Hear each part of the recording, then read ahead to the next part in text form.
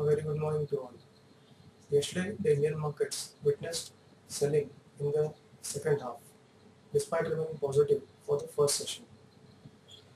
This was despite the fact that US markets ended on a positive note on Monday, and so did the European markets. The mid-cap and the small-cap indices also fell over 1% yesterday in the late of trade. FIIs on the cash segment have been sellers since 2nd April. They have sold to a net tune of 1772 crore from the period 2nd April to 9th April. Domestic institutions, on the other hand, have been net buyers to a tune of 1530 crores. With the yesterday's closing, the Indian markets have entered into a slightly oversold zone as the RSI has fallen below the 30 mark.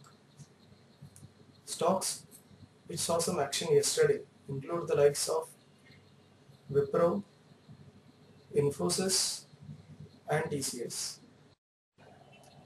Wipro fell in excess of over 12% after becoming ex-state on account of the demerger of the non-IT business from the parent company.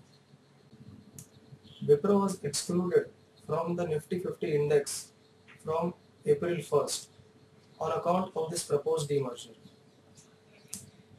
Infosys fell in excess of 2% as street expectations are slightly negative towards the results which are going to be announced on Friday.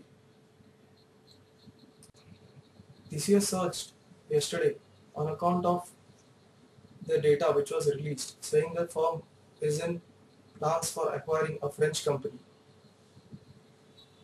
HUL fell over 1% in yesterday's trade after the parent Unilever cited slow growth in India for the upcoming financial year.